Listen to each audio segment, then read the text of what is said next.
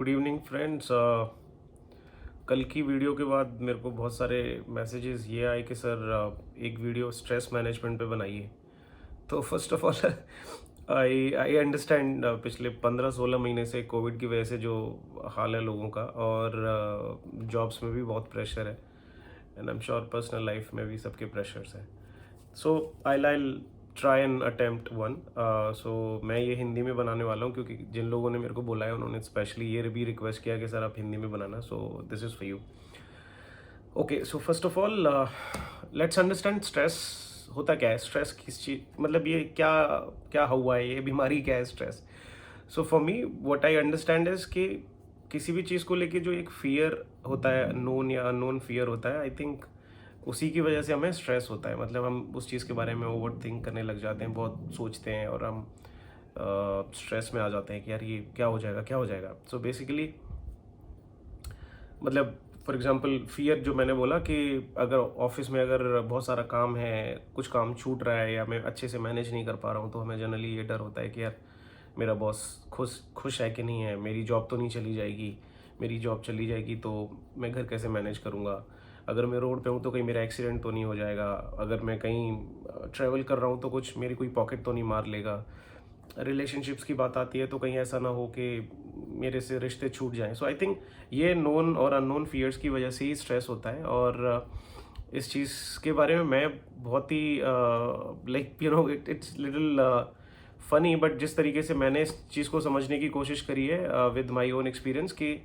जिस भी चीज़ को लेके आपको स्ट्रेस हो रहा है उसके बारे में आप ये सोचिए कि इसका वर्स्ट केस क्या हो सकता है। फॉर एग्जाम्पल अगर एक जॉब के बारे में, अगर हम जॉब के कॉन्टेक्स्ट में बात करें, तो वर्स्ट केस जॉब के बारे में क्या हो सकता है कि आपकी जॉब जा सकती है,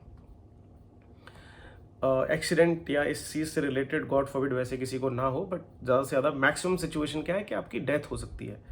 तो जब आपको जिस चीज़ के बारे में स्ट्रेस हो रहा है, अगर उस चीज़ की वर्स्ट केस सिनारियो के बारे में आप सोच लें कि यार इससे ज़्यादा तो कुछ नहीं हो सकता, मतलब ज़्यादा से ज़्यादा क्या होगा कि रिश्ते छूट जाएंगे तो मैं अकेला हो जाऊंगा, पैसे नहीं होंगे तो मैं भूखा रहूँगा, तो ये सिचुएशन से ज़्यादा तो कुछ बुरा और हो नहीं सकता लाइफ में, राइट।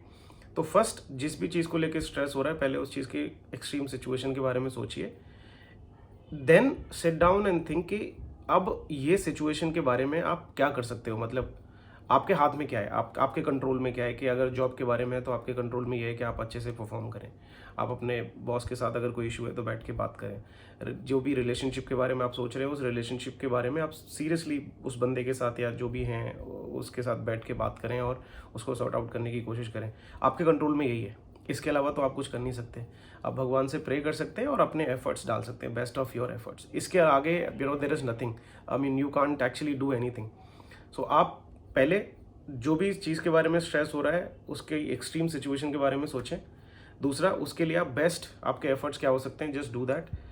थर्ड, उसके बाद just leave it to God, and then just try and relax, because once you have given your best, उसके बावजूद भी अगर आपकी जॉब जाती है, आपसे रिश्ते छूट जाते हैं, तो then actually it is suppose to be that way, it is meant to be that way. मतलब वो आपकी शायद किस्मत में लिखा है इस तरीके से होना, क्योंकि इसके आगे आप कुछ नहीं कर सकते। आपने अपना बेस्ट दिया, ऑनेस्टी के साथ, आपने पूरी जिम्मेदारी के साथ आपने वो काम किया।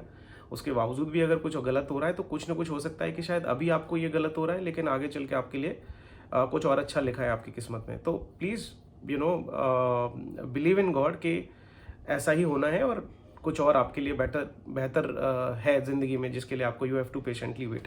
तो यही सिंपल सी बात है, and once you think this way, तो आपको अपने आप ही आप रिलैक्स हो जाओगे। आप इसके आगे आप सोचना बंद कर दोगे, एंड अननेसेसरी उसको ओवर थिंक करते करते करते करते you will unnecessary stress your self, जो जनरली होता है।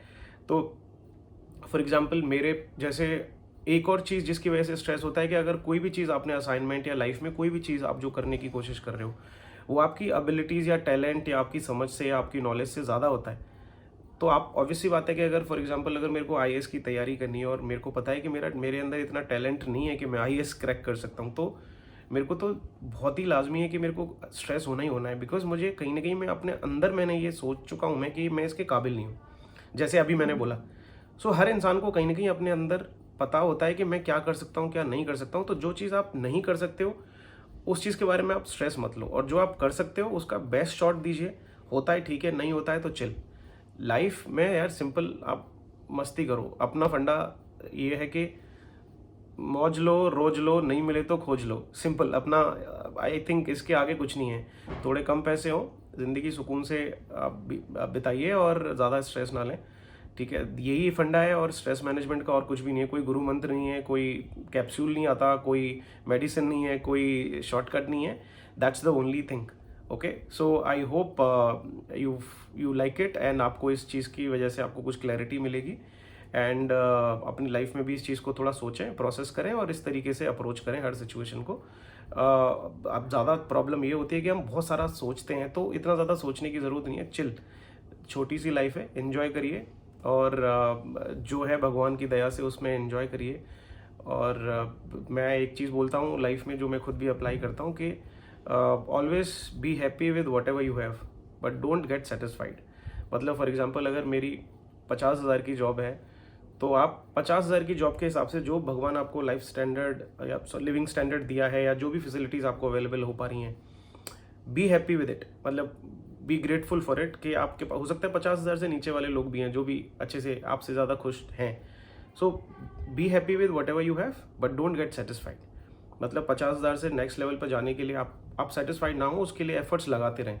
जो भी चीज़ है, आप छोटा घर है, 2 बेडरूम है, 4 बेडरूम के लिए B happy with 2 bedroom, but keep trying for 4 bedroom.